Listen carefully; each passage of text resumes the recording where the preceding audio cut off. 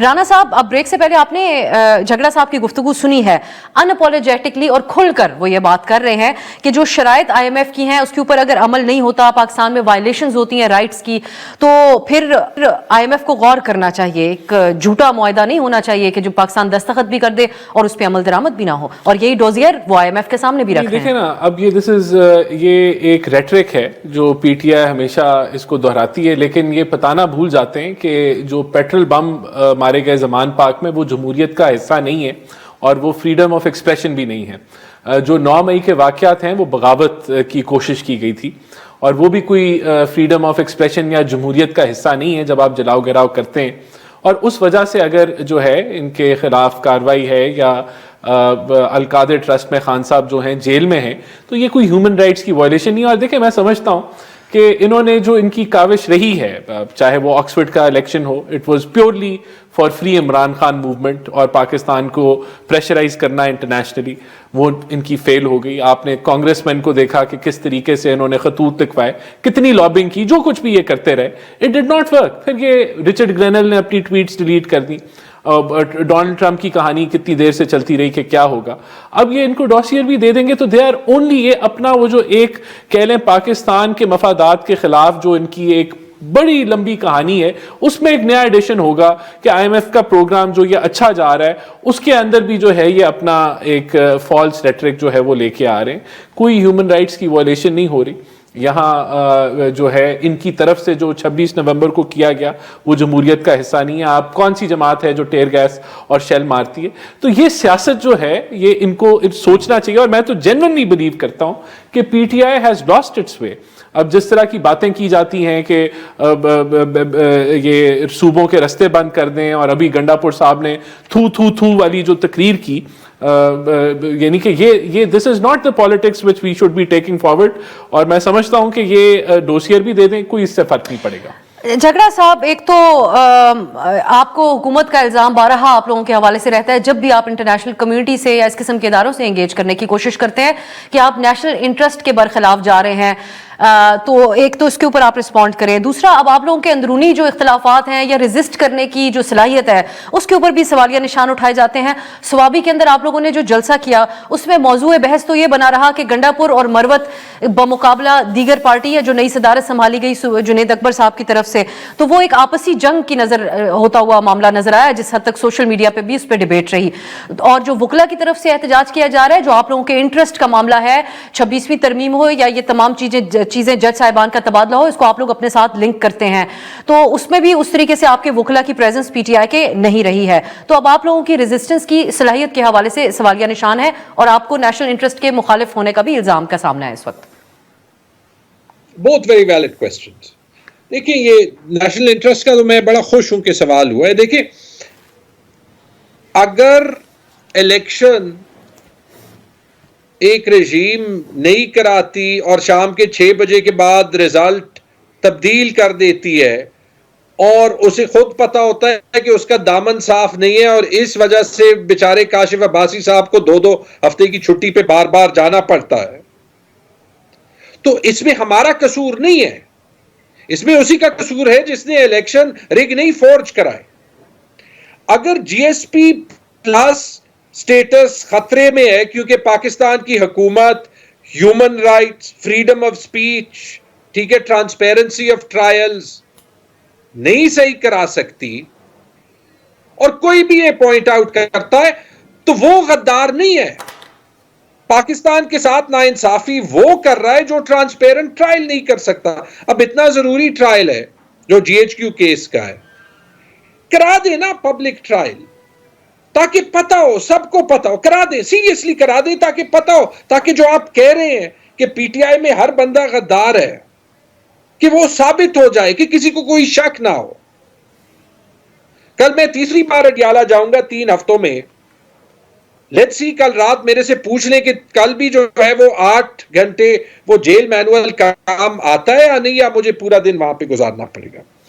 تو let's just say یہ victim blaming نہ کریں, آپ قانون نہ توڑیں, آپ جو معاہدے پہ سائن کرتے ہیں اس پہ جو کمٹمنٹ آپ نے دی ہے وہ آپ پوری کریں, کوئی غدار نہیں ہوگا. اور جو دوسری چیز پی ٹی چلیے آئی اب آپ اپنی پارٹی کی بالکل اور تقسیم آج میں جگرا صاحب ایڈ کر دیتی ہوں اس میں، آپ اس کو بھی رسپونڈ کیجیے گا. آج خبریں چل رہی ہیں کہ صوبائی کیبنٹ کے اندر بھی تبدیلیاں ہونے جا رہی ہیں خیبر پختونخوا میں، اور ہم نے خبروں میں آپ کا نام بھی دیکھا کہ آپ بھی کیبنٹ میں شامل ہونے جا رہے ہیں. تو کیا ایسی اکھاڑ پچھاڑ کی جو وجہ بن رہی ہے، آپ لوگ اپنی اسٹریٹجی تبدیل کرنا چاہ رہے ہیں؟ یہ احساس ہے کہ اتنا افیکٹو نہیں ہے یہ طریقہ کار جو پی ٹی آئی کا ہے؟ موضوع بحث شخصیات بنی ہوئی ہیں، پارٹی کے مسائل نہیں. جہاں تک اس بات کا تعلق ہے کہ پی ٹی آئی میں ڈفرنسز ہیں، کنفیوژن ہے، کسی حد تک یہ سچ ہے، ہر موومنٹ میں ہوتی ہیں، ہر پارٹی میں ہوتی ہیں.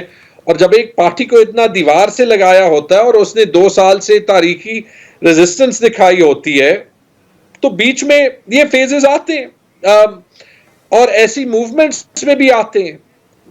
اس بات میں کوئی شک نہیں کہ جس طریقے سے 9 مئی کے بعد پارٹی کو ڈیلیبریٹلی توڑنے کی کوشش کی، لیکن 8 فروری کو اسی پارٹی نے دکھایا کہ پاکستان کے عوام اس کو کیسے ٹرسٹ کرتے ہیں.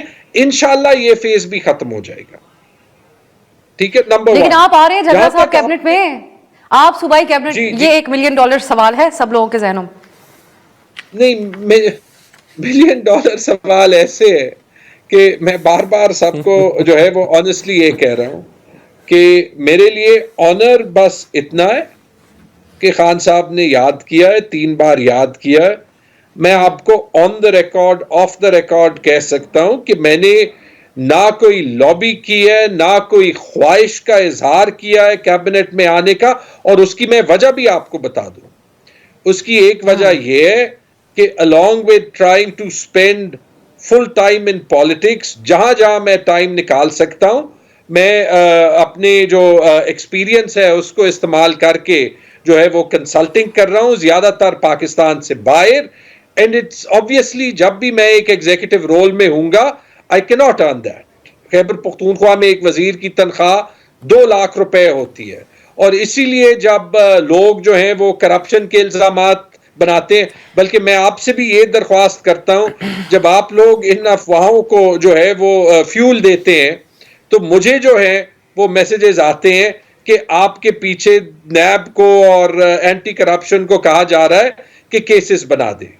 سو I don't know what's the truth in that اور ناٹ، لیکن اب یہ تو اب آپ کے اوپر ہے اس کو طے کرنا. ہاں ٹھیک ہے جی، چلیں اب یہ تو اب آپ نے دیکھنا ہے کہ آپ کو کس سے پیغام آ رہا ہے. ایک چیز سوری جاگرا صاحب، میں رانا صاحب کو جی آپ مکمل کریں. if you give me a minute، یہ موٹیو ایشو اس لیے کہ مجھے بہت سے لوگ کہتے ہیں اور مجھے فخر ہے کہ آپ نے دنیا کے سب سے بڑی کنسلٹنگ فرم میں کریئر چھوڑا سیاست میں آنے کا. کوئی ریگریٹ؟ کیونکہ آپ پہ آپ کے الزامات بھی لگاتے ہیں، یہ پالیٹکس کا ایک حصہ ہے. ریگریٹ کوئی نہیں ہے، 10 بار اور کیسز بنا لیں. ہاں صرف اس بات کا ریگریٹ ہے کہ میرے خیال میں زیادہ پروفیشنلز، اور میں رانا صاحب کو بھی اس میں شامل کرتا ہوں، ان کو ہمیں اگزامپل سیٹ کرنا چاہیے کہ ہم سیاست میں آئیں گے بھی اور ہم پرنسپل پہ کھڑے بھی ہوں گے. وہ راستہ جو ہے وہ لوگوں کے لیے نہ بڑی کھلے دل کا مظاہرہ آج جھگڑا صاحب کی گفتگو میں ہے. رانا صاحب، لیکن آپ ان کی قیادت میں تبدیلیاں، اور جنید اکبر صاحب جو ہے وہ جس قسم ذرا سخت گیر خیالات رکھتے ہیں، وہ اب خیبر پختونخوا کی صدارت سنبھال چکے ہیں. پھر اپوزیشن کا اتحاد، کل ایک بڑی زبردست بیٹھک ہوئی ان کی جس کا باقاعدہ اعلامیہ بھی سامنے آیا. وکلا سڑکوں کے اوپر ہیں، صحافی آف آل دا پروفیشنز اس وقت باقاعدہ ہڑتال دیے بیٹھے ہوئے ہیں.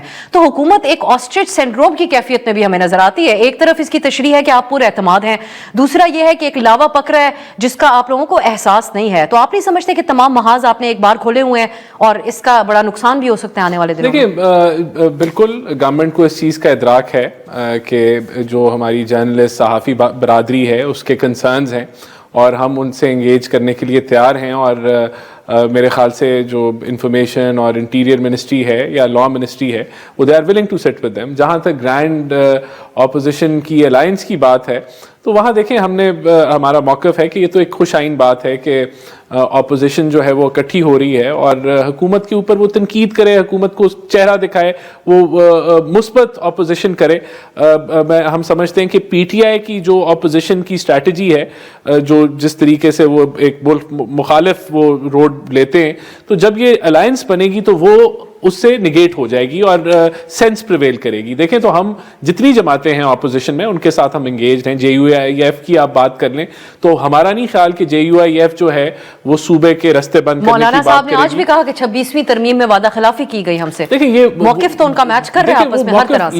लेकिन वो 9 मई की सियासत में बिलीव नहीं करते, वो 26 नवंबर के जैसी चीजों में बिलीव नहीं करते। तो ये ग्रैंड अलायंस से ऑपोजिशन में भी सेंस प्रिवेल करेगी जो अकेली PTI के अंदर हमें नजर नहीं आती। यहां मैं ये जरूर कहूंगा कि अच्छे प्रोफेशनल्स और पढ़े लिखे लोग जब सियासत में आते हैं और कैबिनेट का भी हिस्सा बनते हैं, ये पाकिस्तान की स्ट्रेंथ होती है। एंड आई कंसिडर झगड़ा साहब amongst those people and many other people in PTI जो बड़े मुस्बत बात करते हैं, पॉजिटिव बात करते हैं। तो एडवांस में आप उनको मुबारकबाद दे देते हैं अगर वो व्हेन इट हैपेंस तो जरूर देंगे, लेकिन अच्छी बात है जब पढ़े लिखे लोग और प्रोफेशनल सियासत में। MLN और